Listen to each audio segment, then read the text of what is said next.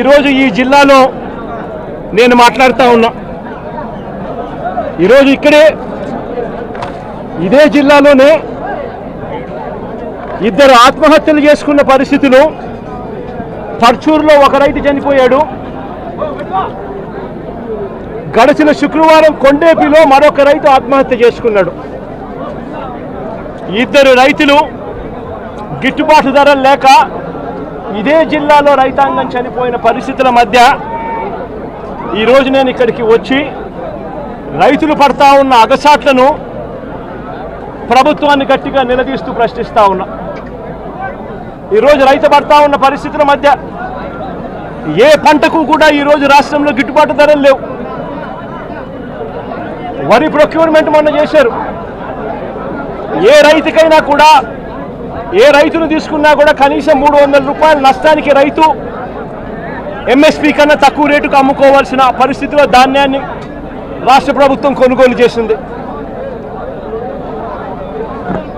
వరి దగ్గర నుంచి మొదలు పెడితే మిరప, పత్తి, జొన్న, కందులు, మినుములు, పెసలు, మొక్కజొన్న, సజ్జ, రాగులు, వేరుశనగ, అరటి, చీని, పొగాకు, కొక్కు ఏ పంట తీసుకున్నా కూడా రైతన్నకు ఈరోజు గిట్టుబాటు ధర రాని పరిస్థితి ఈరోజు రాష్ట్రంలో కనిపిస్తూ ఉంది.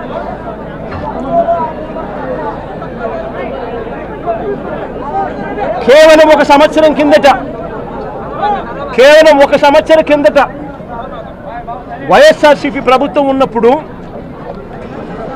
రైతు రాజ్యంగా రాష్ట్రంలో పరిపాలన సాగించినప్పుడు రైతు పరిస్థితి ఎలా ఉండేది, ఒక్క సంవత్సర కాలంలో రైతు ఎలా దిగజారిపోయాడు అని చెప్పడానికి నిదర్శనం ఈరోజు రాష్ట్రంలో ఈ జిల్లాలో జరిగిన రైతు ఆత్మహత్యలు. గత ఏడాది రైతు భరోసా కింద రైతన్న పెట్టుబడి సమయంలో రైతన్నకు పంట వేసే సమయంలోనే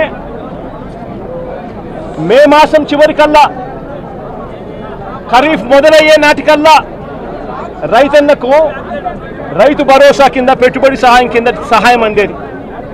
వైఎస్ఆర్సీపీ ప్రభుత్వ హయాంలో, మా ప్రభుత్వ హయాంలో గత ఏడాది రైతు భరోసా కింద అందుతా ఉన్న ఆ సొమ్ము చంద్రబాబు నాయుడు గారు వచ్చిన తర్వాత ఆగిపోయింది. ఈ పెద్ద మనిషి చంద్రబాబు నాయుడు గారు వచ్చిన తర్వాత గత ఏడాది రైతు భరోసా కింద మోడీ గారు ఇచ్చే 6,000 కాక మరో 20,000 రూపాయలు రైతు భరోసా కింద ఇస్తానని చెప్పాడు ఈ పెద్ద మనిషి చంద్రబాబు నాయుడు. గత సంవత్సరం రైతులకు ఇవ్వాల్సిన 20,000 రూపాయలు ఎగరగొట్టేశాడు.